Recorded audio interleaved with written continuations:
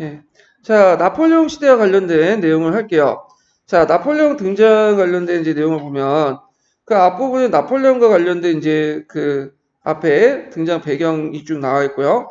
두 번째 단락부터 볼게요. 자, 제1차 그 대불동맹은 프로이센의 바젤 조약으로 나일강 서쪽의 영토를 프랑스에 양도하고 강화를 체결하면서 무너지기 시작했다. 나폴레옹은 1796년 27살의 젊은 나이로 오스트리아를 공격하기 위한 이탈리아 원정군 사령관으로 임명되고 이탈리아로부터 오스트리아를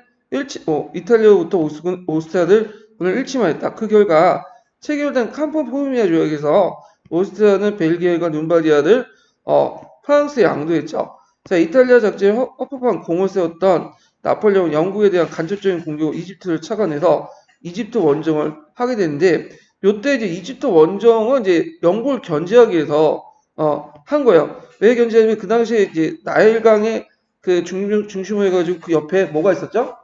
수에즈 운하가 있었죠. 예, 그래서 그 수에즈 운하를 차단하려고 했는데, 근데 그게 이제 잘 안 되는 것같은 그 상황이었죠. 그래가지고 결국에는 이제 실패하고 돌아왔는데, 문제는 그때 이게 중요한 게 아니라 군사의 원정이 중요한 게 아니라 요 과정에서 뭐가 발견됐냐면 로제스타 비석이 발견돼요. 이 로제스타 비석은 꼭 기억을 해두셔야 되는데, 왜냐하면 이 로제스타 비석을 통해서 그 당시 이집트의 상형 문자들을 파악을 할 수 있었죠. 그래갖고 이제 우리가 이제 신성 문자라든지, 그 다음에 민중 문자들, 이런 것들이 이제 이때 파악이 돼요. 왜냐면 노제트의 서기에 보면 그 위에 신성 문자, 민중 문자, 고대 그리스 문자, 이렇게 이제 세 개가 있었는데, 고대 그리스 문자에 그 클레오파트라는 문장을, 그 단서 삼아서 그 신성 문자하고 민중 문자를 처음 해석을 하게 돼요. 그래서 상당히 고고학적으로 상당히 의미가 있는 비석이야. 자, 하여튼, 그때 이제, 나폴레옹 이집트 원정으로 지중해 방면의 건익에 위험을 느꼈던 러시아는 오스트리아에 접근했고, 영국까지 더불어서 제2차 대불동맹을 맺게 돼요. 이때가 총재정부 당시였어요. 그러니까 이제 본국이 위험해지니까 그 당시 이집트에 있었던 그 나폴레옹은 헐 당시 군대는 좀 약간 놔두고 자기 혼자 기구를 해요. 그리고 나서 자기 이제 프랑스 국내에 있는 자기 부하들도 이끌고 와가지고 쿠데타를 일으키죠. 그게 이제 브루메로 쿠데타예요. 그래서 이제 통영정부를 수립을 하게 되죠.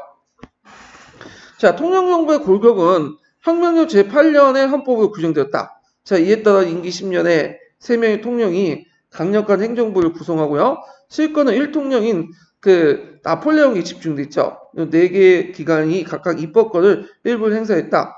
그래서 뭐 국무회의에 법안을 제출하고 호민원은 이를 토의하고 입법원이 그 포결하고 원료원이 거부권을 가졌다. 복잡하게 돼 있어요. 예. 국무회의는 오늘날 내각에 해당하였고 그 구성원 1통령이 임명하고 선거는 의장이 된다.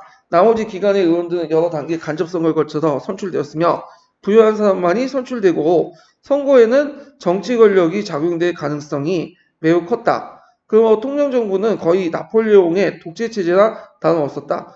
그나마 나폴레옹은 권력 행사의 제약을 느꼈다. 그래야 1802년에 헌법을 수정하여 후계자 임명권과 헌법 수정권을 갖는 종신 통령이 되었고 1804년에는 드디어 황제가 되어서 나폴레옹 1세라고 칭하였다. 이렇게 보시면 되고요. 자, 그래서 이제 국민투표를 통해서 이 사람이 이제 정권을 장악하고, 그래서 이제 그 내용을 이제 하면, 나폴레옹 과거에 선출제가 되었던 지방 관리들 임명제로 바뀌고요.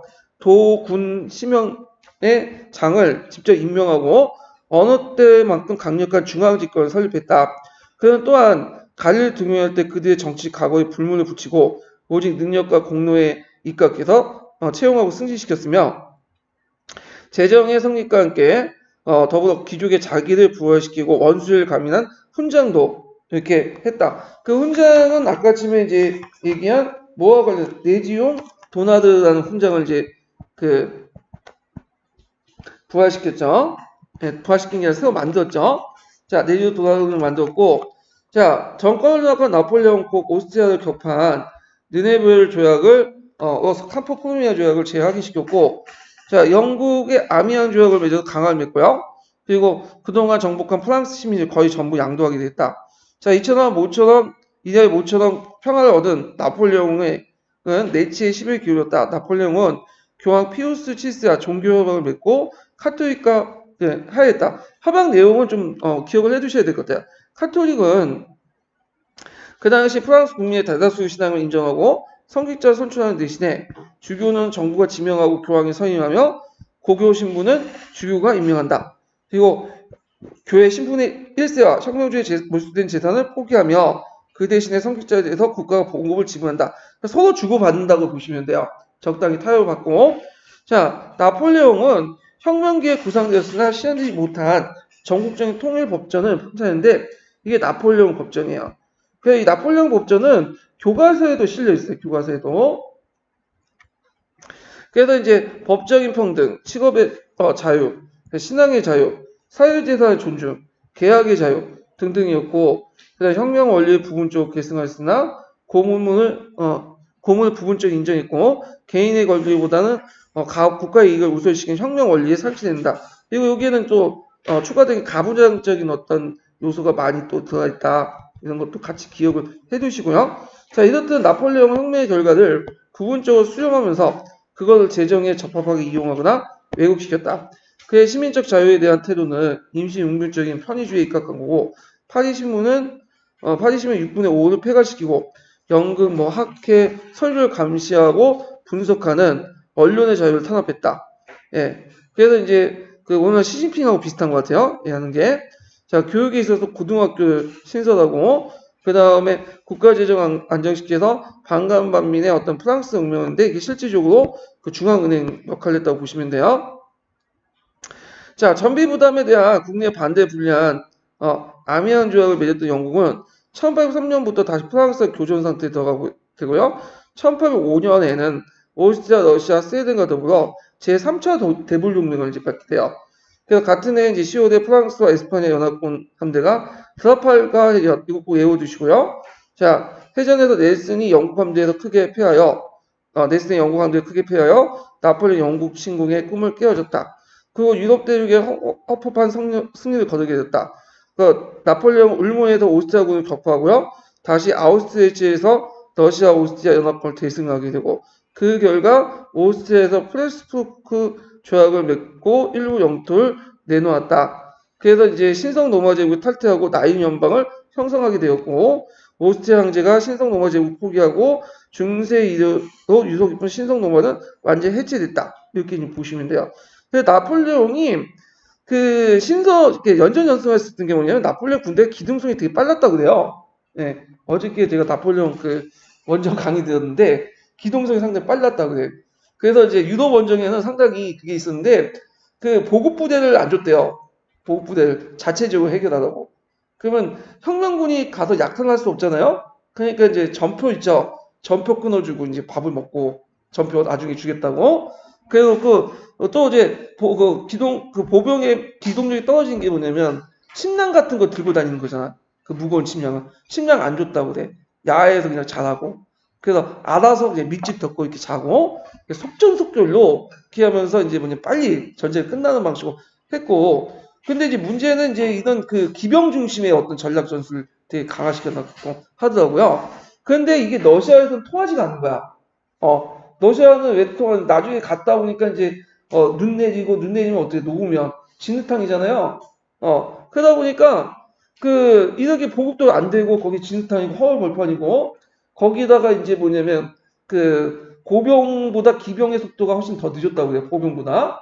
그래서 기병 어떤 우위의 어떤 전략 전술 못 하게 돼요. 기병 같은 경우에는 진흙탕에 빠지면 무겁잖아요, 말이. 그러니까 발목 꺾이고 그러잖아요. 그러니까 기병보다 보병이 더 빨랐다고 요즘에 그때 당시에는. 자, 하여튼 그런 식으로 크게 이제 뭐냐면 크게 이겼다. 자, 한편 여기 보면 바젤 조약 이래 프랑스와 평화를 유지해온 프로이센은 프랑스에서 강하게 독일에 침입해오자 프로이센은 그 당시 프랑스가 개전했으나 예나하고 아우레르 슈타트에서 크게 패했고 1807년 굴욕적인 디지털 조약을 맺게 되었다. 그래서 이제 그 내용을 보면 이제 엘베강 서쪽의 영토와 폴란드 분할에서 얻은 땅을 상실하고 상비군 병력을 42,000원 제한했다. 자, 이제 나폴레옹 유럽 대륙의 지배자가 되었고 유럽은 그의 지배하에 크게 세 부분 나눴다. 그래서 하나는 이제 국경지대와 그 영토를 통합한 프랑스 제국. 그 다음에 그 대부분 나폴레옹 일가에 의해서 통치된 위성 국가들. 나폴레옹을 직접 지배보다는 위성 국가들 세워가지고 지배를 했었죠. 셋째는 오스트리아, 프로이센, 러시아도 패조, 조턴 등과 프랑스 동맹국이 됐던 나라들이다. 나폴레옹 지배권에 밖에 홀로 남아있는 것은 영국뿐이었다. 그 드라팔카 해전에서 직접적인 침공을 탐지한 나폴레옹은 1806년에 그 유명한 베른 신령 대륙 공세령을 내렸죠. 그래서 대륙 공세 체계를 수립했는데 이는 유럽 대륙과 영국의 통상을 금지시키고 영국에 타격을 주는 동시에 프랑스의 시장을 확대할 목적이 있다. 만약에 대륙 공세 목적 쓰면 요거 쓰시면 되죠. 요거 쓰시면 되죠. 유럽 대륙과 영국과의 통상을 금지함으로써 영국의 경제적 타격을 주는 동시에 두 번째로는 프랑스의 시장을 확대할 목적이 있었다. 이렇게 쓰시면 돼요. 자, 영국은 어느 정도 타격이 있었으나 대륙의 여러 나라들은 더 심한 고통을 얻었으며 유럽에서는 프랑스 시장의 확대는 그 영국의 우수한 해군력에 의해서 위한 해외 시장의 상실에 비하면 별거 아니었다. 그래서 그 해외 시장의 상실했죠. 영국 해군력에서. 근데 시장의 확보는 프랑스 시장의 확대는 그렇게 그 상실만큼 크지 않았다. 오히려 손해봤다는 거죠. 자, 하여튼 제대로 실시되지 않았으나 그래도 이 대륙 공세령은 나폴레옹의 세력을 상징하는 것이다. 그는 1810년 아들이 없는 조세핀과 이혼했고 이 조세핀은 예전에 상간의 예첩이었어요. 근데 이제 그 자기 상간이 나폴레옹이 똘똘하니까 얘한테 이제 선물로 얘한테 준 건데 이 조세핀이 자기보다 좀 연상이었거든요. 근데 애를 못 낳나 봐. 그래갖고 그다음에 합스부르크의 나이 어린 공주 새로 이제 아내를 맞이했고 그 사이에 한 명의 아들을 줬어. 노마왕이라고. 예. 그래서 이 사람은 얘를 통해서 제국을 계승시키려고 했죠. 자, 포유생 개혁 볼게요.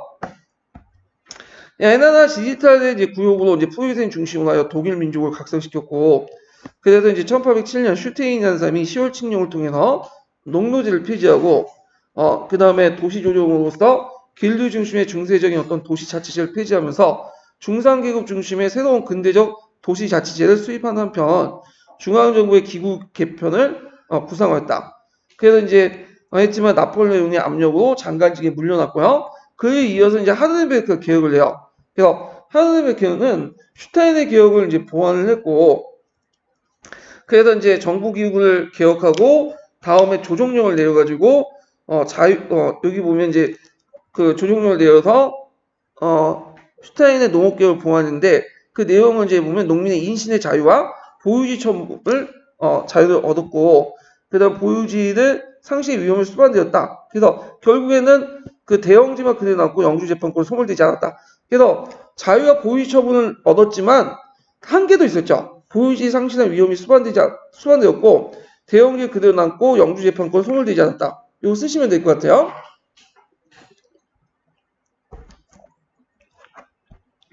샤르로스 때의 군제개혁은 프랑스식 징병제도를 도입을 했고 이 징병제도는 포유센뿐만 아니라 각국이 다 도입돼요.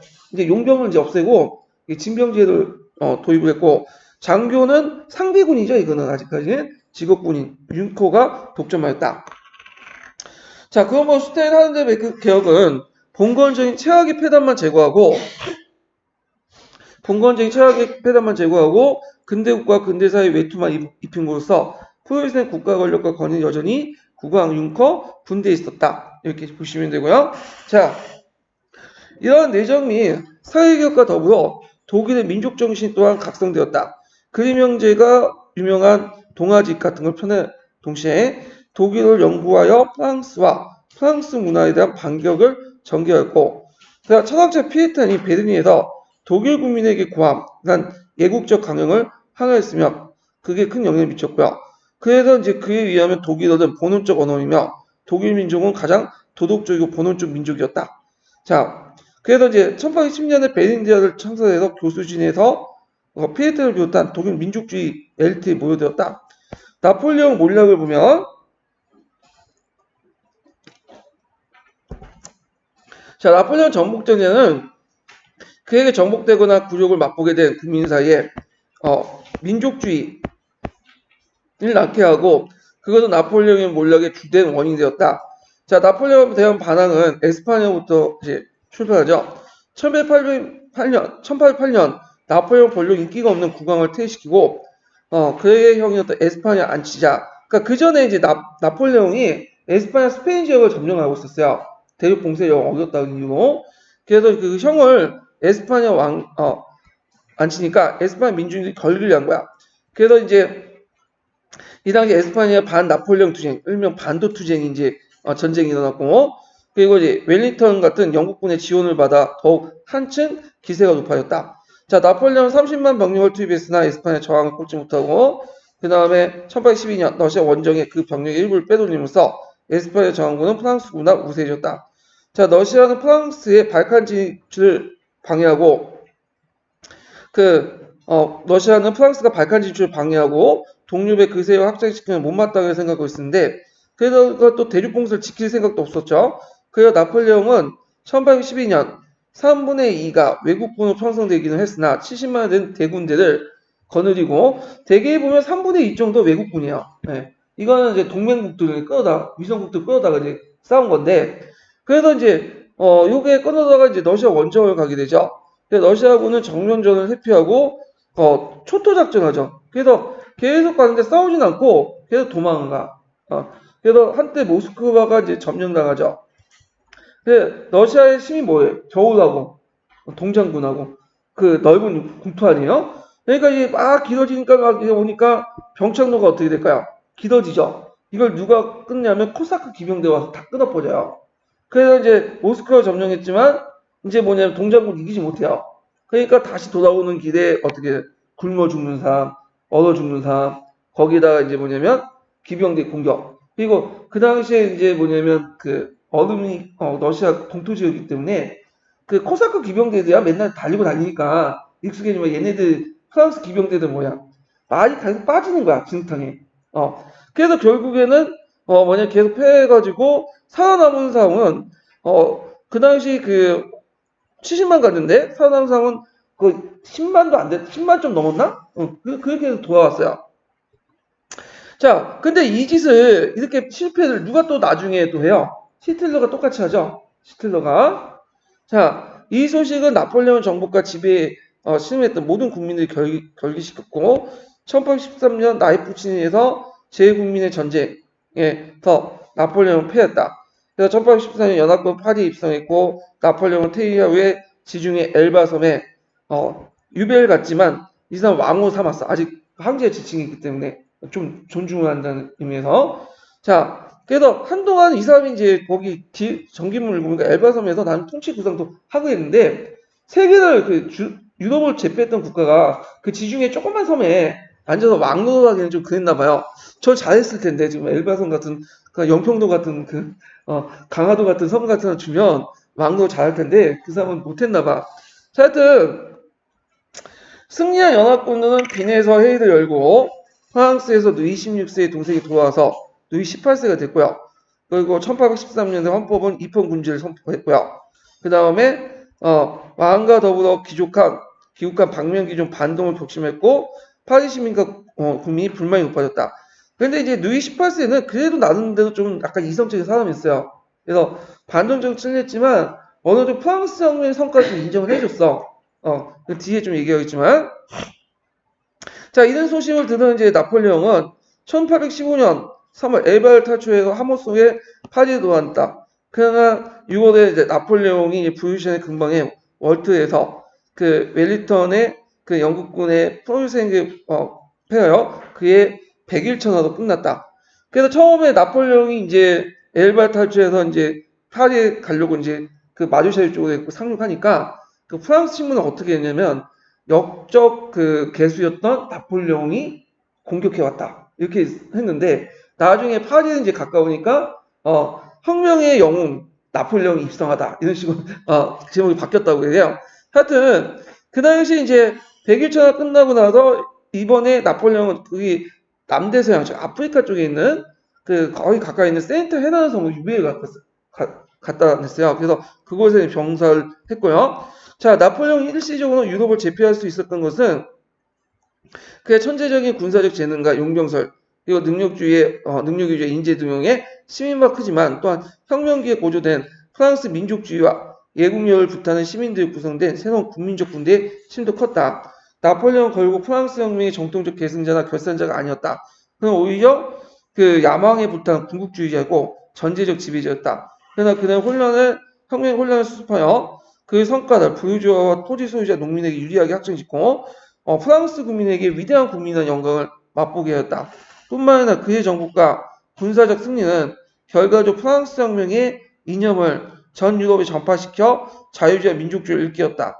그리하여 전제정치와 구체제에 동요시키고 그걸 붕괴하는 계기를 마련했으며 독일과 이탈리아 영토를 마음대로 처리함으로써 간접적으로 의도하진 않았지만 그 두 나라의 정치적 통일을 기틀을 마련했다. 이렇게 보시면 돼요. 그래서 나폴레옹의 정복 전쟁의 결과를 이제 쭉 서술하고 있으니까 그 중에 한 두세 가지 좀 외워서 갖고 이제 쓰시면 될 것 같고요. 자, 그 다음에 이제 산업혁명이죠. 자, 산업혁명은 상대적으로 볼 때 뭐 그렇게 시험 문제에 많이 나오는 부분은 아니에요. 예전에 좀 많이 나왔는데 최근에는 뭐 안 나오더라고요, 거의. 그냥 안 본 지가 10년이 넘었어. 예전에 기록도 가물가물해. 08년도인가? 그때 한번 나오고 나서 산업혁명에 대해서 뭐 이제 지금까지 얘기가 없는데, 자, 그러면 한번 이제 산업혁명 관련된 내용을 이제 볼게요. 에어컨이 더워가지고. 예. 자, 여기 보면 이제 산업혁명 들어가기 전에 먼저 기본 강의 교재를 이제 좀 보고 넘어갈게요. 예전에 공사 기출에 나왔던 것이 이제 멘델스적 세계관이거든요. 그래서 멘델스는 유명하죠. 인구론에서 뭐라고 얘기했어요? 자, 인구는 그 산술급수적으로 늘어나는데, 인구는 기하급수적으로 늘어나는데, 그에 반해서 이제 농업 생산은 산술급수적으로 늘어난다. 결국 인구 증가를 막아야 된다. 뭐 이렇게 얘기하는데, 그게 통했던 게 산업혁명 이전이야. 정근대 시기는 이런 이제 코스로 하죠. 이렇게. 그래서 인구가 증가되면 어느 정도 생산이 올라갔다가 이제 어느 정도 수학 체계 법칙에 적용해서 다시 떨어지고 그러다 올라갔다가 이게 떨어지고 이런 식의 패턴이 이루어져요. 근데 이런 패턴이 이제 없어지기 시작한 것은 기술 혁신이죠. 그래서 이게 이제 산업혁명을 계기로 해갖고 인구가 조금씩 정지했는데 이런 패턴이 이제 없어지고 여기 넘어가면서 수직 증가하죠. 예. 그래서 지금 인구는 그 몇만 명이죠? 거의 70억이 된다. 70억. 제가 어릴 때 50억 들었는데 벌써 70억이야. 근데 왜 한국의 인구는 이렇게 줄어드는지 잘 모르겠어요. 자, 그래서 이제 이런 세계를 멘델스적 세계관이라고 하는데 이 멘델스 세계관을 깬 게 이 산업혁명이다. 요 부분이 예전에 그 03년 기출 예문에 나왔어요. 그래서 멘델스적 세계관에 대해서 한번 찾아서 읽어보시고요. 자, 그러면 영국이 왜 다른 나라에 비해서 산업혁명을 먼저 일어난다? 이게 제일 중요하죠. 이게 교과서에도 강조하고, 자, 예전에도 기출문제 언급됐던 거고요. 자, 여러 가지 요인에서 찾아볼 수 있는데, 일찍이 이제 자본이 축적이 있었다. 예. 자본 축적이 있었고, 이제 산업 발달, 세계 무역 패권, 상강무역을 통해서 부를 축적했고요. 그 다음에 풍부한 노동력을 확보할 수 있었다. 그래서 무슨 운동 때문에? 제2차 인크루즈 운동에서 농업경제 합리화를 통해서 잉여 인구들이 많이 등장했죠. 지금 잉여 인구들은 막 고시원 가잖아요. 근데 그 당시 잉여 인구는 어디로 갈까요? 도시로 올라가요. 그래서 이 당시 때마치 무슨 노동자, 산업 노동자들이 필요했던 사람들이 인력 공급을 해준 거죠. 자, 그 다음에 이제 풍부한 자원, 그러니까 석탄, 철 같은 자원들이 풍부했고 그 중에 제일 중요한 게 석탄이야. 예. 그러니까 초창기 그 증기관을 돌리는 건 석탄을 많이 했잖아요. 근데 영국에 때마치 석탄이 되게 많았어요. 석탄이. 그 다음에 상대적으로 영국 혁명 이후에, 명예혁명 이후에 18세기 때 안정을 이어서 국왕의 어떤 자의적 수탈 불가능했고요. 그 다음에 강대한 식민지를 확보했죠. 자원 공급지, 시장 역할을 하는데 그 중에 강대한 식민지 제일 중요한 게 어딜까요? 인도야, 인도. 그래서 수에즈 운하를 만든 것도 인도와 호율적으로 소통하기 위한 거죠. 예. 그래갖고 이제 있었고, 그래서 인도에서 이제 면화를 가지고 와서, 그래서 그걸 이제 면직물 만들어가지고, 어디에 갖다 팔아? 또 인도에 갖다 팔죠. 그래서 인도가 원료 공급지자 시장 역할도 하게 되죠. 그 다음에 이제 영국은 이제 사회적 운송 시설도 잘 돼 있어요. 운하와 도로 이런 것들 이런 요인들 이제 다 해서 영국의 산업혁명이 일어났고요. 그 다음에 영국의 산업혁명의 또 특징은 뭐냐면 경험을 상당히 중요해. 기술자들이 경험을 바탕으로 해서 여러 가지 뭐 기계라든지 이런 것들을 제작하고 그랬어요. 이런 것도 상당히 뭐냐면 영국 산업혁명의 어떤 배경이 됐다. 그러면 기계의 발명과 이제 방직공업 발달 볼게요. 자, 산업혁명은 몇 세기 때 시작했어요? 18세기 후반때 이제 시작됐죠. 영국을 중심으로 해서. 그때 처음에는 이제 주로 뭘 중심으로 했냐면 의료품. 의료품이 뭘까요? 모직물이 아니라 이때는 면직물이에요. 예전에 한번 물어봤죠? 그래서 면직물을 기계를 통해서 대량 생산하는 체제를 만들었어. 그래서 이걸 이제 뭐라고 하냐면 공장제 수공업이라고 하죠. 공장 기계공업이라고 하죠. 예, 매뉴팩처 단계에서 넘어가서 이제 공장제 기계공업으로 이렇게 넘어간다. 공장이라는 말은 한 곳에 뭐냐면 작업 공간이 밀집된 곳이에요. 그래서 분업이나 협업을 통해서 대량 생산하는 그 체제인데 이런 체제가 이제 공장제 그 수공 매뉴팩처 단계에 있다가 나중에 공장 매뉴팩처 수공을 짓기 대신에 기계를 집어넣고 이제 돌리기 시작한 거야. 그래서 공장제 기계공업이 그다음에 산업혁명을 이끌었죠. 생산 형태가. 자, 그래서 기계 보면 뭐 이렇게 뭐 나르는 부, 뭐 제니 방적기, 이런 것들이 이제 행해지고 거기 이제 제니 방적기는 자기 그 안에 이름을 갖다 붙였다고 했죠. 뭐 아크레이트, 물 방적기, 등등 조명기 등등이 있어요. 주로 이거는 주로 기술자들이 만든 거야. 그러니까 이제 자기가 이제 생산하다가 좀 불편하니까 이제 머리가 이제 좀 개선하고 만든 거야. 그러니까 지금처럼 연구원들이 이게 연구소 만들어 놓고 이제 만든 게 아니에요. 예. 그래서 이제 이런 식으로 해가지고 이제 뭐냐면 기술을 이제 발전시켰다. 기계를. 거기에 좀 눈여겨볼 게 뭐냐면 조명기가 있어요. 조명기. 예. 시트가 만든. 그래서 이거는 이제 뭐냐면 면에다 거기에 있는 여러 가지 씨앗이나 이런 것들 분리시키는 것들인데 이게 제일 좀 힘들었던 작업이었어요. 그래서 미국의 남부에서 그 당시 그 작업을 하다가 아예 이제 너무 힘드니까 포기하려고 했어. 근데 이 조명기가 발견되면서 이제 뭐냐 오히려 더 이게 낫다 해가지고 다시 시작했죠. 그래서 그때 이제 노예를 한 명, 50명의 노예를 했던 것은 이제 한 명의 노예가 담당할 만큼 기술 혁신이 일어났다. 이렇게 이제 보시면 돼요. 자, 그래도 이제 증기기관 이것도 예전에 시험 문제 나왔죠.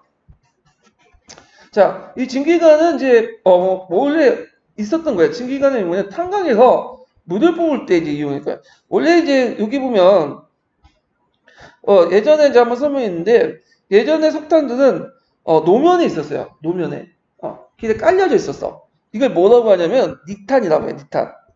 근데 예전에는 그 니탄을 잘 안 주웠죠. 왜냐면 이게 이제 뭐냐면 떼면 연기가 많아. 그랬더니 이거보다는 목재를 사용해갖고 뭐냐면 난방하는 게 낫해서 목재를 사용했어요. 근데 나중에 개간 사업을 하다 보니까 목재 가격이 어떻게 될까요? 떨어져. 올라가. 수을 베고 개간 사업을 하다 보니까 수를 없애고 그래서 이제 이 목재 가격이 너무 비싸니까 이제 석탄을 사용하기 시작해요. 그래서 원래 니탄만 줍고 있다가 이게 다 없어져. 그러면서 쭉 파기 시작하죠. 석탄 업계에서. 예. 그래서 마지막에 들어온 게 뭐죠? 막장이죠. 막장. 이 막장은 들어가 보면 저도 한 번도 안 들어갔어요. 근데 나중에 영화나 이런 거 보면 군함도 그거 가보시면 거기 이제 옷을 다 벗어야 되죠. 그러니까 그냥 팬티만 입고 왜 더워 거기가 지열 때문에 거기에다가 이제 동굴 같은 게 있는데 그 막장에 몸집이 큰 사람 못 들어가요. 왜냐면 주로 몸집이 작은 사람들이 들어가. 그래서 초창기 때는 여자들과 아동들이 이렇게 들어갔던 이유가 아이가 들어갔던 게 몸집이 작기 때문에 거기 막장이 들어갔거든요. 그래갖고 이제 하여튼 이런 것들이 이제 뭐냐면 있었는데 문제는 이게 계속 파다 보면 그 밑에 뭐가 있어요? 지하수가 있죠. 네. 물이 가득 차. 그럼 물 빼야 될 거 아니에요? 그래서 이 물을 예전에는 여러 가지 인력을 뺐는데 그 한계가 있어. 근데 이걸 증기로 돌려가지고 일종의 포올리면 어떻게 해요? 쉽게 뺄 수 있죠. 그래서 처음엔 증기기관은 이거 물 퍼오는데, 탄광에 물 뽑아내는데 이용했다. 이거 왜 내가 길게 지금 설명하고 있냐면, 요게 뭐가 이제 예전 기출문에 나왔기 때문에 그래요. 예. 자, 하여튼 이걸 진기결 뉴코먼이 개량했고 제임스 와트가 최종적으로 이제 개량을 했죠. 자, 그 진기결은 뭘로 돌리죠? 영국에서는 이거는 석탄을 돌리죠. 석탄. 예. 진기결은 석탄을 돌렸죠. 그래서 이제 산업 발달 보면 이것도 예전에 시험 문제 나왔어. 처음에는 명방직공업에서 시작했어요. 그래서 면직업. 그래서 거기서 자본을 축적한 다음에 제철업, 기계공업, 탄광업 이런 식으로 했는데 특히 이제 제철업이 상당히 이제 중요한 건데 제철업은 이제 뭘로 만든 거야? 천을 만드는 거죠. 그래서 그 천을 바탕으로 또 기계공업도 발전되고 그 다음에 이렇게 해서 연쇄 효과가 이어졌다 이렇게 보면 돼요. 그래서 그 밑에 제가 이제 이렇게 있으니까 뭐 보시면 되고요. 그래서 제철공업에서 좀 눈여볼 게 뭐냐면 이 제철공업은 그 기계공업의 초석이에요. 왜냐 기계는 뭘로 만들어요? 철로 만들죠. 그러니까 일단 제철공업이 있어야 돼. 근데 예전에 제철은 대량 생산이 아니라 어떤 식으로 이제 만들었냐면 거기 이제 수공업 그 토로 같은 거 있죠. 토로나 조그만 토로나 이걸 사람들이 이용해가지고 만드는데 주로 이게 목탄을 이용해갖고 있어요. 근데 목탄 가격이 너무 비싸니까 이제 뭘로 사용해? 석탄을 이용해갖고 제철을 만들어요. 근데 석탄을 이용해서 제철을 만드는 거는 그 중국에서 이미 10세기 때 했었거든요. 근데 이때 와서 이제 한 거야, 유럽에서는. 그때 이제 여러 가지 이제 뭐냐면 석탄을 어떻게 연료로 사용할 것이냐는 기술적인 어떤 방법이 고안됐는데 그래서 답이나 코트라는 사람이 보면 석탄을 포커스하여 연료를 사용하는 용광로가 등장했고요. 선철을 제조하죠. 선철이라는 것은 거기에 이제 다듬기 전에 이전에 그 철강을 얘기해요. 그래서 이 선철을 이제 해서 이 선철을 이제 안에 있는 불순물 제거할 필요가 있겠죠. 그래서 선철을 이제 코코스에 가해서 줄쳐 만든 다음에 이걸 안에 있는 불순물을 제거하거든요. 그래서 이게 두 가지 방법인데 고반법하고 악연법이에요. 예. 그래서 고반법은 뭐냐면 그 이 선철을 이제 코코스에 가해서 이제 줄쳐 만든 다음에 사람이 와서 세막대기로 씻어요. 그래서 이런 식으로 기타 불순물을 제거하고요. 그다음 악연법은 뭐냐면 액체세 때 그 선철을 논료사이로 통과시켜. 그래가지고 이제 불순물 제거하는 방법이야. 지금도 행해지죠? 그 예전에 그 한 10년 전인가? 어떤 30대 노동자가 그 와가지고 거기 들어가서 퍼들퍼처럼 이렇게 용광로에다 짓고 그 뭐냐 그 쇠망두기로 막그 뭐냐 선철을 그 죽 같은 선철을 막 짓고 있다 거기 빠져 죽는 사건이 있어요. 아무것도 건지지 못했어. 시체도 없고. 자, 하여튼 그게 있었는데 그래서 이제 이 교방과가 아령법이 예전에 시험문이 나왔다. 이거 풀 수 있어요, 여러분들? 풀 수 없죠? 저도 이거 어디에서 찾았냐면 그 포항제철 거기 보면 그 기술 발전 사이트 역사 사이트 있더라고요. 거기 가서 찾았어. 이게 무슨 기술 문제지 역사 문제예요? 근데 이런 걸 냈어 예전에 틀리려고 그냥. 근데 어떤 분이 내가 아는 분이 그분이 이걸 맞췄더라고. 대단해. 근데 맞췄는데 합격했겠어요? 안 합격했어. 이번에 특징이 뭐냐면 중요한 건 안 보고 맨날 이런 데는 관심 있어. 자, 하여튼 이런 문제가 있었다. 근데 내 생각에 앞으로 시험 안 나올 것 같아. 이런 거는. 자, 교통수단도 발달됐죠. 홀트의 증기선, 스티븐스의 증기기관차 이런 것들을 통해서 뭐냐면 그 산업 그 자본을 수송한 대동맥 역할을 했고 그다음 통신수단 모스의 유선 전신과 배대 전화를 발명됐다. 이렇게 이제 보면 되고요. 자, 산업혁명 결과가 예전에 한번 또 시험 문제 나왔어요. 예전 모델대 기출 문제. 그래서 이제 생산 방식의 변화로서 기계제 공장제가 이제 확립됐고, 그래서 대량 생산이 되죠. 그 다음에 산업자본주의가 발달됐고, 산업자본주의라는 것은 뭘 통해 부를 축적하는 거죠? 유통이 아니라 직접 생산. 그래서 유통을 통해서 부를 축적하는 것을 무슨 자본이라고 했어요? 상업자본이라고 했죠. 네. 그래서 이제 직접 생산을 통해 부를 축적하는 그런 계층들이 등장했다. 그리고 이제 계층의 분화가 있는데 예전에는 계층이 한정돼 있었어. 주로 뭘까요? 지주나 농민이었어. 근데 이때 이제 산업혁명 결과 지주 외에도 일단 자본가층들이 등장했고 중간층, 노동자층. 그래서 지주, 자본가, 노동자층 이렇게 세 가지였죠. 중간층은 이제 뿌띠뿌르주아라고 부르죠. 교사는 어디에 속할까요? 뿌띠뿌르주아에 속해. 네. 근데 원민이 말하면 노동자죠. 그러니까 왜냐면 뿌띠뿌르주아의 의미가 자기가 생산 수단을 가지고 있으면서 동시에 노동을 같이 하는 계층이야. 그러니까 생산 수단이 뭐겠어요? 자본이죠. 교사가 무슨 자본이 뭐가 있겠어요? 자, 하여튼 지주, 자본가, 노동자 같은 3대 계급이 형성이 됐다. 이렇게 이제 보시면 되고, 자, 그 지주는 지대 수요 바탕으로 연구에 제일 부유한 계층이고, 자본가들도 지주를 상당히 부여했다고 그래요. 자기가 돈 벌면 이제 땅을 사가지고 지주에 편입시키고, 그래서 이제 이런 것들이 이제 정치적 지배했는데, 왜냐면 이제 지주 계층들이 그 당시 의회에 독점을 했죠. 그러다 보니까 자기식으로 유리하게 법을 만들었어. 이게 대표적인 공물법이야. 공물법. 자, 그래서 이제 이런 것들 좀 기억을 해두시면 되고요. 자, 그게 이제 제가 이제 그 밑에 정리한 게 있어요. 자본의 종류 딱 나는데 예전에 한번 기초가 관련돼 갖고 시험문이 나왔는데 한번 다시 한번 정리를 좀 해보죠. 자, 보통 우리가 자본을 산업자본, 금융자본 이렇게 나눠. 그거는 자본의 축적 방식이야. 어떻게 돈을 모았느냐. 자, 그래서 이제 산업자본은 주로 유통을 통해서 모았죠. 그래서 주로 언제 때 형성된 자본을 중세 말부터 해갖고 그 당시 이제 지리산을 발견 때 이런 걸 통해서 지역 간 시세 차이를 통해서 이득을 얻는 그런 방법이었고요.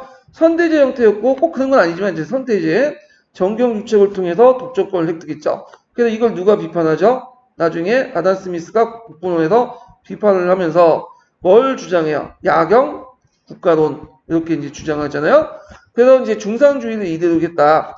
산업자본은 자기가 직접 생산을 하는 거야. LG나 삼성이나 그런 회사들 말하는 거고. 그래서 산업혁명 전후에 등장했고 메뉴표처에서 이제 공장제 기계공업, 섬유공업, 섬유공업은 이제 뭘까 이거는 주로. 이거는 면직물이죠. 그래서 석탄을 동력으로 사용했고 시장을 강조했다. 그러니까 국가의 간섭을 싫어하죠. 그러니까 자유방임주의. 모든 걸 다 어디에 맡겨다? 시장에 맡겨다. 보이지 않는 손에 의해서 모든 게 다 결정된다. 이렇게 이제 하고 이거는 경제적 자유주의와 또 연결돼요. 그래서 산업자본가들이 누굴 지지했다고 했죠?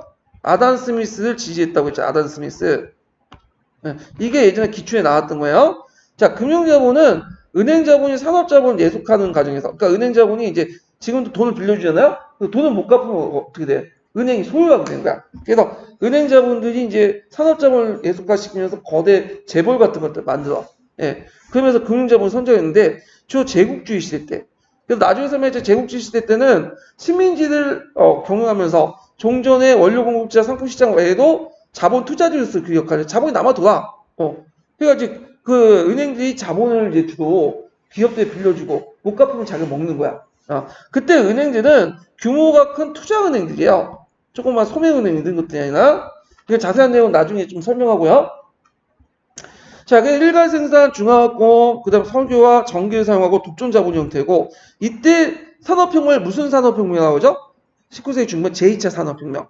이렇게 보고요. 그때 이제 이데올기는 국가주의, 사회진화론, 그러니까 제국주의 정책하고 같이 연결되어 있죠. 그래서 이렇게 자본의 축적에 따라 상업자본, 산업자본, 금융자본 이렇게 나오고, 발전 순서가 먼저 산업, 그 다음 금융, 이렇게. 우리나라는 조선 때 어디까지는 갔어요? 상업자본까지 갔지만, 아직 산업자본 단계는 안 됐죠. 그래서 독립자, 수공업자들이 등장했다까지만 나오지 산업자본까지는 안 간 거야. 이렇게.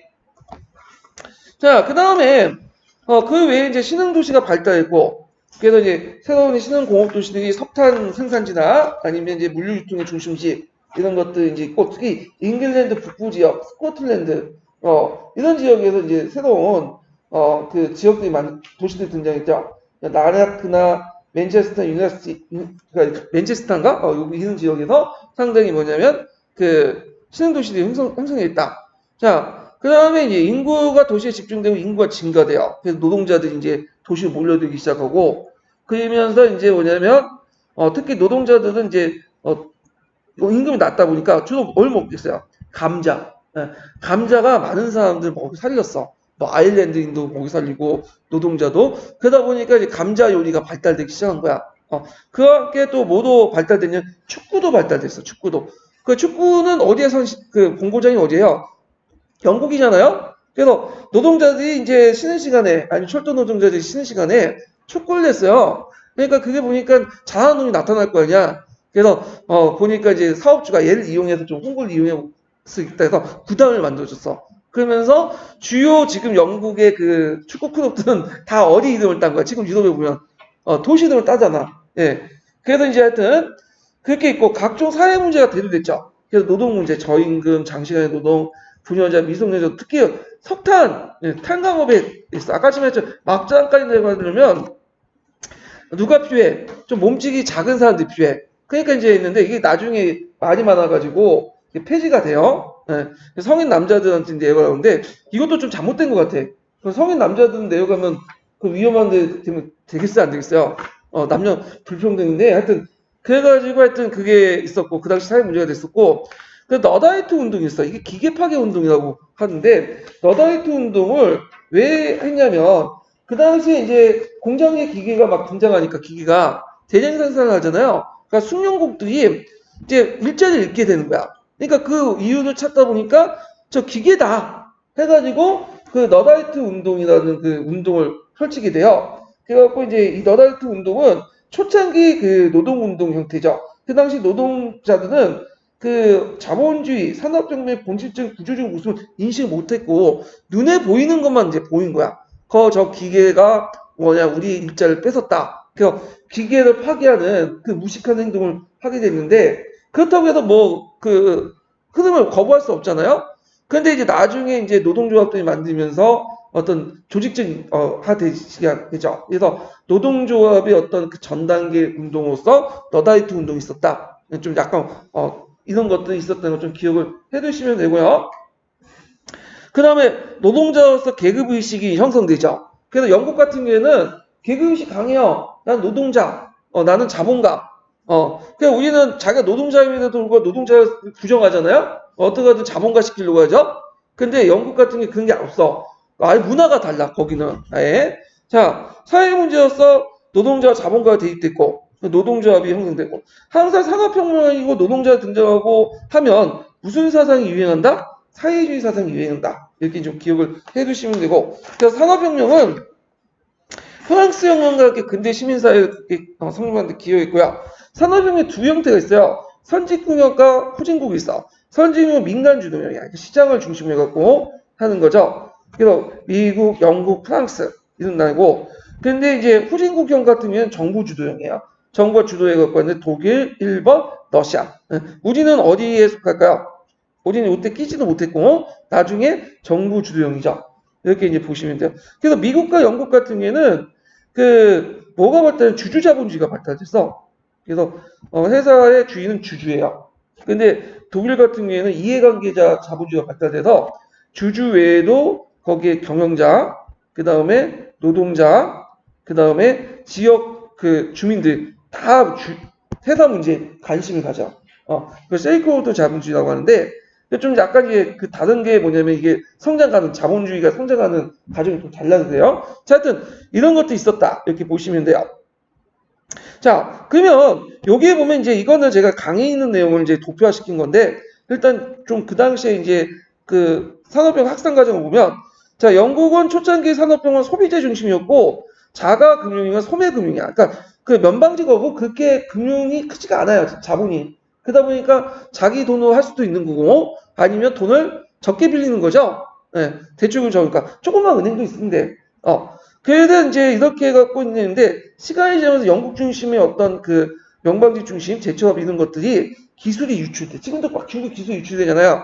그러면서 다른 나라와 다른 나라 공업화에 이제 큰 영향을 주죠. 그러면서 이제 이때 이제 대표적인 나라가 독일, 미국, 프랑스 이런 나라인데 독일 같은 경우에는 주로 제2차 산업혁명을 주로 일어났고요. 프랑스 같은 경우에 사치제공을 발달했어. 그래서 지금 명품들 다 거의 어디예요? 프랑스죠. 프랑스가 왜 사치제공업이 발달했냐? 그거는 거기 강의해 보니까 석탄이 없어서 그렇다. 석탄이 부족해서. 그래서 석탄이 없고 수력으로 동력을 이용하다 보니까 초창기 때 그러다 보니까 이제 석탄을 통한 증기기관을 통해서 대량 생산이 불가능하고 수력을 통해서 일부 동력만 이용하는 형태로 한 거야. 그러면 양보다 뭐가 중요하죠?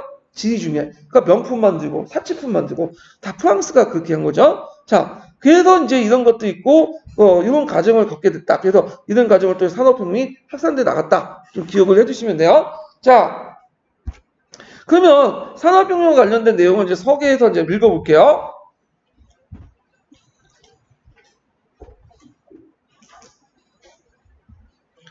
자, 18세기 후반 신대륙과 유럽 대륙에서 독립전쟁과 혁명의 거센 바람이 불고 있을 때 영국에서는 조용한 가운데 산업상의 큰 변혁이 진행되었다. 즉 기계의 발명과 기술의 혁신은 전례 없는 생산의 비약적이고 지속적인 발전이 이루어지기 시작했고 그 영향은 전 산업 분야에 파급하여 산업 구조와 사회만이 아니라 정치까지 큰 변화를 야기시켰다.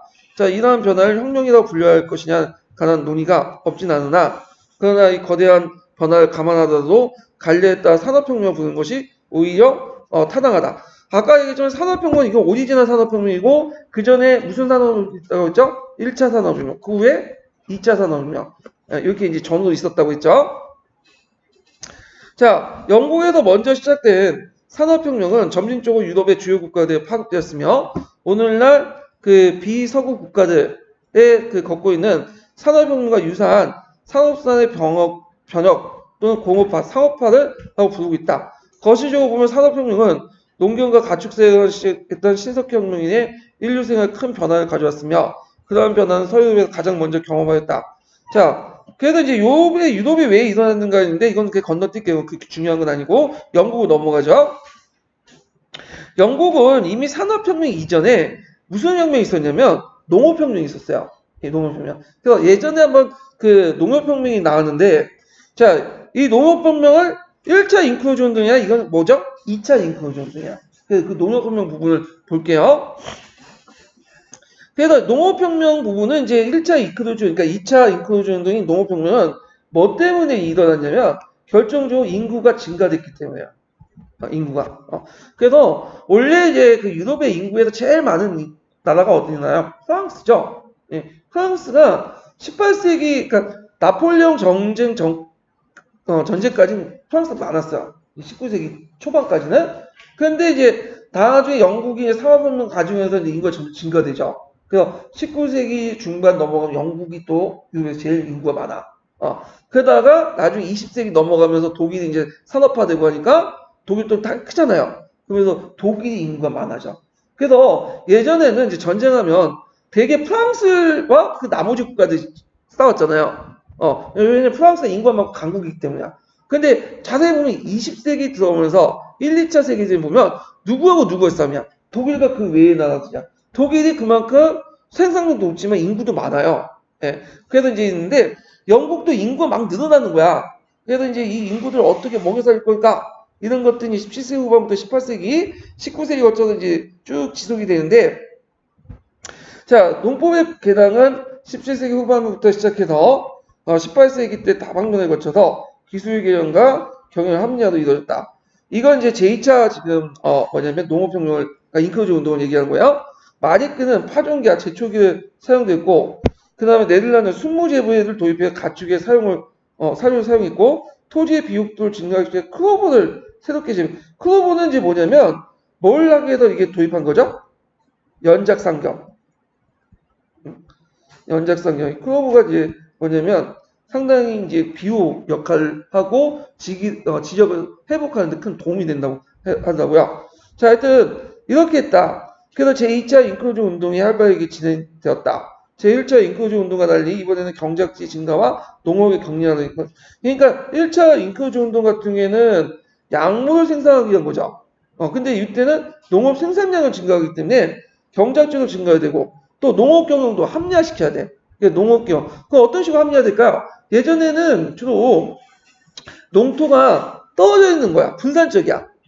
그러면 분산적이면 강작을 할 수 없죠. 한 사람이 그 많은 농토를 경작할 수 없잖아. 기계 돌려가지고. 그 비효율적이잖아. 그러니까 분산된 그 농토들을 하나로 뭉쳐야 돼. 그래서 집적을 시켜야죠. 근데 그 당시에 이게 되겠어 안 되겠어요? 자율적으로 하면 안 되지. 이게 토지 문제이기 때문에 이게 뭐냐면 반대하는 사람도 있을 거고 이익 보는 사람도 있을 거고 당연히 많이 많을 거 아니야. 그러니까 이제 국가가 나선 거야. 의회가. 그래서 의회가 입법 작업을 통해서 아예 법으로 강제를 시켜요. 토지 집적을 이제 왜냐면 토지를 집적해야지만 한 사람의 토지 경작 면적이 늘어나고 그리고 토지 생산률이 올라가면서 토지 생산량이 늘어나잖아요. 그리고 많은 인구들 농촌사에 묶어둘 필요 없겠죠. 인형 인구들을 배출시켜가지고 뭘 하는 거야? 산업 노동자로 쓸 수 있는 거 아니야? 자, 그래서 이제 2차 인클루즈 운동을 의회 인클루즈 운동이라고 불려요. 법을 통해서 했기 때문에. 자, 그래서 이제 이렇게 했고, 한편, 그 인클루즈 운동은 소농을 몰락시킨 반면, 그들이 곧바로 이제 뭐가 됐다? 노동자가 되었다. 산업혁명에 필요한 공장 노동자들이 예비군이 되었다. 1차 인클루즈 운동은 그 남았던 인여들은 어디로 갔어요? 도시로 갔죠? 근데 이 도시로 간 데서 실제로 이들은 빈민이 됐어. 노동자가 된 게 아니라, 왜냐 그 당시 엘리자베스 여왕 때, 그때는 이제 뭐냐면, 일자리가 없었어요. 그러니까 거지 생활을 하고, 그래서 이제 구빈법도 그때 만들어졌잖아요. 예. 그래서 이제 하여튼, 근데 2차 인클루즈 운동 때는 나름대로 그 산업혁명 시기이기 때문에 많은 그 사람들이 어디로 갔다면 공장 노동자로 들어갔는데, 이런 것도 꼭 기억을. 근데 예전에 어떤 문제가 있냐면 공장 노동자가 꼭 되었다. 이렇게 하면 틀리죠. 점진적으로 되었다. 예전에 기출에 나왔던 문제예요. 자, 공업 생산도 지속적으로 증대하고 식민지 경제를 승리하고 해외 시장이 널리 확대되었다. 또 내국 관세와 봉건적 통행세가 없었고, 그 내국 관세는 이제 같은 국가 안에서 영토를 통과할 때마다 봉건 영주들이 부과하는 그 세금이 있어. 도로가 개량되고 문화가 개통되면서 당시에 매우 건실한 강력 국내 시장도 가지고 있었고요. 구매력도 컸고 등등 이렇게 산업 활동 수요도 증대되고 그다가 자본을 이제 축적하려고 이자율도 낮았고 거기다가 이제 중앙은행에서 뭐가 성립되죠? 영국은행이 성립되죠. 근대적인 어떤 금융제도, 재정제도, 재정구조가 발달했다. 한편 명예혁명 이래에 그 정치와 사회가 안정되고 부유한 상인층들이 정치적 발언권이 증대되면서 정부의 간섭도 별로 없었다. 그래서 석탄과 철강 등 새로운 공업 발전에 필요한 자원도 풍부했다. 그래서 이제 쭉 있는데 왜 먼저 영국이 그 산업혁명이 일어나는가? 여기 밑에 요약돼 있죠. 풍부한 자본과 저유대 이자, 강대한 국내 시장과 해외 시장, 또 풍부한 노동력은 기업 경영에 자극하여 농업과 공업에 많은 투자를 행해졌고 증대 인류의 걷던 현실적인 그리고 잠재적인 수요는 공업의 비약적인 생산 증대를 촉구하기 위해서 일련의 기계의 발명과 개량, 기술의 혁신 등이 이루어졌다 등등 이런 것도 있고요. 자, 기계의 발명 보자. 뭐 기계의 발명은 누가 누굴 만들었고 이렇게 하는데 그 각자 보세요. 예. 그래갖고 이런 것도 있고 대개 보면 뭐와 관련된 거냐면 면직업과 관련된 거야. 면직업. 그래서 면직업은 주로 이제 어떤 식으로 하죠? 면직업은 뭐예요? 목화에서 일단은 씨앗을 분리시키죠. 씨앗을 분리시키고 면사만 이제 뽑아내. 예. 그래서 그거를 실로 만들어서 그걸 또 뭐죠? 차가지고 옷을 만들죠. 그래서 씨앗을 분리시키는 단계 있죠. 보면 소매 씨앗이 되게 많아. 예전에 물레라는 걸 통해서 했잖아요. 근데 이거 되게 불편해. 근데 이걸 뭘로? 조명기로 아까쯤에 이걸 분리시켰어. 그래서 노예 한 명당 50명이었던 걸 한 명당 하는 걸로 해갖고 해서 단가를 낮췄고요. 그 다음에 이제 요게 이제 소뭉치 면사들을 이제 거기서 실을 뽑아야 돼. 이 실을 뽑는 걸 뭐라고 이제 얘기하냐면 방적 작업이라고 해요. 방적. 물론 방적의 의미는 실을 짜는 것까지 하지만 보통 이제 원래 의미는 방적, 실을 뽑는 거예요. 그래서 방적기가 필요하겠죠. 그래서 아크라이프 방적기, 물 방적기 등등 이런 것들을 이제 만들었고 방적을 했으면 그걸 이제 실을 뽑았으면 이제 뭘 해야겠죠? 옷을 짜야 되겠죠. 그 옷을 짜기 위해서는 뭐가 필요하냐면 방직기가 필요해요. 방직기. 그래서 이제 이 방직기를 이제 뭐냐면 만들었죠. 그래가지고 이렇게 방적기, 방직기, 그 다음에 조명기 등등 이런 것들을 이제 여기에서 만드는데 주로 어떤 사람들이 만드냐면 지금처럼 연구소에서 만든 게 아니라 주로 기술자들이 그때마다 손재주 좋은 기술자들이 만들었던 거죠. 자, 그래서 이제 이런 것들 좀 기억을 해두시면 될 것 같아요. 자, 이러한 비약적인 발전을 하게 된 것은 면직물 공업이죠. 그 당시에 모직물 공업이 아니에요. 예, 면직물 공업이고 그래서 모직물 공업 대신에 연구의 주요 사업이 있다. 이거 예전에 한번 공사 기출 문제에서 물어봤어. 그러니까 꼭 기억을 해두시고요. 자, 그래서 이제 인구도 이제 늘고 거기에 이제 종사하는 그 노동자 수도 늘게 되죠. 이런 것들. 그다음 뒤에 넘어가서 증기기관을 볼게요. 역직기 때부터 이제 증기기관을 이용했고, 그러니까 예전에는 주로 그 동력을 수적으로 이용했는데 이 역직기 때부터 이제 그 증기관을 이용했고, 증기관은 요 예전에 시험 문제 나왔죠. 증기관 원래 탄광에서 물을 뽑아내는데 이용했으나 18세기 초에는 뉴코먼에 의해서 개량되고 1760년대 제임스 와튼에서 개량돼서 거듭 손질한 끝에 1780년대에 이르러서 모든 기계의 동력을 이용할 수 있게 되었다. 그래서 이렇게 있고, 제천업가 보죠. 자, 면제와 발달하고 그 다음 발달한 게 제천업, 탄광업이에요. 그래서 이제 있는데 기계의 발명과 그 이용의 증가는 제철을 발달을 촉구했다. 철은 옛부터 생산되어 있었으나 연료와 강산의 철분으로서 불순물 제거인 양질의 철 생산의 장애물이 됐다. 그러니까 선철을 원래 초기 때 선철을 다듬어 갖고 두들기잖아요. 그래가지고 거기에 주철로 만드는 작업이 필요한데 그게 이제 예전에는 다 수공 인간 손에 의해서 작용됐어요. 얼마 생산이 떨어져. 예. 그래가지고 이제 거기에 또 예전에는 연료가 목탄이었는데 이제 석탄으로 바뀌게 되죠. 그래서 이런 걸 좀 효율적으로 할 필요가 있겠다 해가지고 이제 생산 과정이 이제 뭐냐면 개선이 됐는데 1730년에 코코스한 연료를 사용 용광로가 발명되면서 제철업은 새로운 계기를 마련했고 1780년대는 새로운 제용법과 압정법이 고안되어 제철업이 급격하게 급속하게 발달했다. 그래서 이제 그 관련된 주요 내용들, 뭐 악용법이라든지 그 내용들은 아까 제가 이제 그 강의 교재에 설명을 했고, 사연사 강의 개론 내용이 없는 거예요. 어디 있냐, 포항제철에 가보면 기술 그 발전 과정 그 코너가 있어. 거기 가보면 있어요. 아주 어려운 그 전문 용어 적혀 있는데, 지금 힘들어, 진짜. 예. 그 다음에 제철업이 가능하면 뭐도 만들어지겠어요. 공장, 기계 설치, 농기구, 철물 제조, 수도관, 가스관, 특히 중요한 철도도 만들어지겠죠. 그러니까 그 제철업은 모든 공업의 어떤 발전, 어떤 원동력이에요. 예, 산업의 그 쌀 같은 역할을 하죠. 자, 이러한 제철업의 급속한 발달은 영국이 철과 석탄이나 근대 산업의 2대 동맹이라 할 수 있는 자원을 갖고 있기 때문에 철강석, 석탄 이런 것들이 많죠. 석탄에 대한 수요의 증가는 석탄업의 발달을 촉진시켰고 그것은 또한 증기기관의 개량과 밀접한 관계를 가지고 있었다. 석탄에 대한 수요는 비단 공업용 연료뿐만 아니라 일상생활 난방용으로 증가됐고요. 그래갖고 석탄 소비량은 약 1100만 톤에서 1830년 배가 되었고 1억 톤이 넘었다. 그래도 이제 있고 공업의 기기여도 제철 발달 크게 뭐냐면 발달을 가져왔다. 이런 것도 있고요.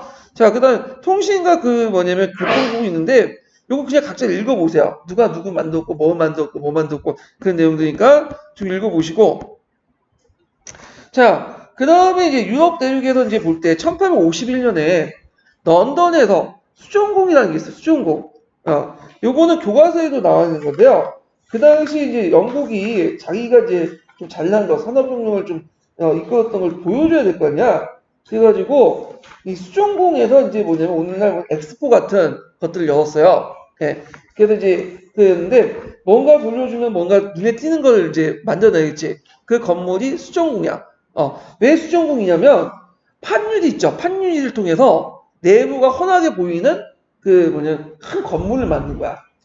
거기에 이제 기계라든지 각종 이제 산업혁명 성과분을 전시하는데 그 전시물도 볼만하지만 그 건물 자체가 되게 특이해요. 건물 예전에는 콘크리트로 지었죠. 그러니까 안에 유리를 내도 있어도 판유리 전체를 건물 자체 해가지고 안에 내부가 모든 걸 다 보이는 그런 것들을 만들 수가 없었어. 근데 이것을 철근과 판유리를 통해서 콘크리트 쓰지 않고 그걸 누가 만들었어요? 영국이 만들었어. 그래서 이 영국이 이런 그 건물을 만들었던 이유가 뭘까요? 우리가 그만큼 잘났다. 제일 기술국이다. 이런 것들을 보여주기 위해서 했죠. 그래서 이걸 계기로 통해 영국이 세계 공장 역할을 한다는 걸 가시하고 남았다. 지금 근데 이거는 지금 세계 공장은 어디죠? 중국이죠. 근데 요즘에는 그 트럼프가 나와서 막 무역 압박을 하는 바람에 베트남이나 인도 쪽으로 옮겨가더라고요. 자, 하여튼 수정공 자체가 철과 유리로 된 거대한 온실 같은 놀라운 건축이었고 그곳에 진열된 각종 최신 기구들이 각곳도 모이는 참관이 더욱 경이적이었다. 그러니까 수정공하고 비슷한 게 식물원 가보시면 그게 많아요. 식물원 가보시면 안에 다 보이잖아요. 유리 있고 뭐냐면 철골로만 이제 만들어졌잖아. 예. 자, 프랑스의 절반밖에 인구를 갖지 않는 작은 선나 영국이 그 당시 그건 잘못된 이거 인구 통계가 이제 그 전에는 프랑스 절반이었지만 18세기 올라가고 19세기 중반 때는 프랑스는 인구가 늘어나요. 뒤에 이제 비등비등하지만 자, 하여튼 이 당시 전 세계 이제 3분의 2 철강 면적분의 2분의 1 이런 것들을 산출했고 간세를 비롯한 모든 장벽을 뚫고 유럽 시장만 아니라 세계 시장을 자유롭게 진출할 수 있었다. 자, 유럽 대륙은 산업상 영국에 훨씬 뒤지고 있었으며 영국의 선례와 그들의 큰 자극이 되었고 대륙의 경제 발전을 앞서고 있던 프랑스조차 18세기 말까지 공업에 기기하는 예외적이었고 그나마 혁명과 전쟁, 군사관계 일부 특수분야를 제외하고는 발전이 일시 중단되었다. 프랑스의 산업혁명이 본격적으로 진행된 건 19세기 때 이제 7월혁명 때 이후죠. 그래서 7월혁명 때까지는 아직 그 노동자 계층들이 잘 형성되지 않았죠. 근데 나중에 1848년 2월혁명 때 뭐야? 노동자들이 이제 많이 형성돼갖고 주돌됐잖아. 그러니까 그 중간에 뭐가 일어났다는 거야? 산업화가 일어났다는 거야. 자, 그래서 독일은 정치적 분야가 그 다음에 사회경제 후진성 프랑스보다 산업혁명이 늘어났고 그렇지만 1830년에 간세동맹의 성립 1840년에 철도부서의 자극을 받아서 본격적인 산업은 19세기 중반에 일어났는데 이걸 이제 독일이 주도한 무슨 혁명? 제2차 산업혁명이죠. 제2차 산업혁명은 좀 상대적으로 후발 국가였던 독일과 미국이 주도했어요. 독일과 미국은 뭐냐면 잠재적으로 상당히 뭐냐면 훌륭한 국가죠. 인구도 많고 생산량도 자원도 많잖아요. 그래서 이제 독일이 이제 주도를 했는데 면방직업에 진출하지 않았어요. 왜 진출하지 않을까요? 이미 이건 누가 독점하고 있는 거야? 영국이 독점했잖아. 새로운 시장을 개척하는 과정에서 중화학공 같은 것들을 이제 뭐냐면 발전시켰죠. 자, 미국도 이제 조명기 발명으로 산업혁명에 크게 일찍이 공헌했고 반적 분야의 기기하고 이제 19세기 초에 시작됐으나 본격적인 산업화는 18세기 중반이었다. 그리고 이제 뭐 이런 나라도 있고 그다음 러시아 같은 경우에는 한참 후대 19세기 후반에 들어와서 한 거야. 그래서 이제 그 19세기 후반 알렉산더 3세 있죠. 그 알렉산더 2세가 이제 죽고 농민 해방을 하잖아요. 그 노동력을 이용해가지고 프랑스 재본과 결합해가지고 산업혁명이 일어나. 그래서 이때부터는 조금씩 이제 뭐가 늘어난다? 노동자들이 대도시 중심으로 이제 형성되고 뭐도 도입되죠? 마르크스주의도 도입되고 결국에는 러시아 혁명이 일어나게 되죠. 자, 그래서 이제 있고 산업혁명의 결과를 볼게요. 자, 밑에 보면 이제 산업혁명은 프랑스 혁명과 더불어 유럽 근대사의 가장 중요한 계기가 되었다. 그래서 이제 일단 산업혁명 때 이제 생산수단과 생산 조직에 큰 변화를 가져왔고 기계를 사용하고 다수의 노동자 한 곳에 집중시킨 공장제도가 형성되죠. 그래서 공장제 기계공업이죠. 그래서 있고 그 다음에 이제 뒤에 넘어가서 기계 발명과 기술 혁신은 생산의 비약적 증대뿐만 아니라 그 전에 생각지도 못한 새로운 작품들을 대량으로 값싸게 생산하고 교통기관의 발달은 전 세계에 확산시켰다. 기관이 발달되면서 물류비가 어떻게 될까요? 줄어들죠. 유통비용이. 자, 그래서 이제 이렇게 있고 그 다음에 뭐 요 밑에 보면 농촌 인구 흡수에 도시화 형성이 일어났다. 그 내용도 있고요. 새로운 도시가 이제 형성이 됐고 인구가 늘어났고 왜냐면 왜 인구가 늘어났겠어요? 공업화하는 과정에서 뭐 농산물 농기구도 이제 뭐냐면 대량으로 생산되고 비료도 만들어지고 그러면서 농업 생산량이 올라가죠. 그러면서 많은 인구들이 뭐 먹이 살리고 물론 거기에서 이제 빈곤의 문제점이 있긴 있어 여러 가지. 근데 그거는 상대적 빈곤이지 절대적 빈곤이 아니에요. 예. 지금 우리가 못 먹고 못 사고 힘들다고 해서 예전에 그 고려나 조선시대처럼 뭐냐면 그 서로 잡아먹고 그래요? 아니죠. 막 쫄쫄 굶고 그런 건 아니죠. 그거는 이제 상대적 빈곤이야. 근데 그 당시에 절대적 빈곤이었거든. 근데 이제 상대적 빈곤 넘어간 거죠. 이게. 자, 하여튼 그 다음에 이제 기술공업의 인적 수요를 충족시키기 위해서 이제 새로운 교육제도. 그래서 이제 초등학교는 국가가 이제 담당하는 그런 제도가 이제 등장을 했다. 그다음 두 번째 단락은 뭐냐면 그다음 자본가 계층하고 임금 노동자 그다음에 이런 계층들이 등장했다. 지주 외에도 자본가 계층과 임금 노동자들이 등장했고 임금 노동자들은 어떤 자신의 사회적 경제 지위를 향상시키기 위해서 노동조합을 만들고 파업할 권리, 정치 권력의 참여를 요구하고 사회주의가 확산됐다. 근데 이 산업혁명 중간에 그 뭐냐면 자본가도 아니면서 그 다음에 노동자도 아닌 중간 계층이 등장했죠. 이를 하이트 칼라라고 부르는 포티푸주아 계층들이죠. 소시민층 이런 계층들이 등장을 했다. 이런 것도 있는데 이건 한번 쭉 읽어보세요. 예. 그래가지고 이제 이렇게 있고 산업혁명에 대한 평가도 요거는 이제 뒤에 있는데 평가 부분은 그냥 보세요. 그냥 시험 문제 안 나올 것 같아. 이건 뭐 평가는 뭐 의의나 이런 것들은 요즘에 이제 시험 문제하고 좀 거리가 머니까 넘어가고요. 예. 의의도 이제 교과서 외에는 보지 마세요. 그냥. 예. 자, 그러면 이제 산업혁명 끝나고 나서 이제 자유주의 체제가 발전, 빈체제 이렇게 넘어갈게요. 이거는 좀 쉬었다 갈게요. 예.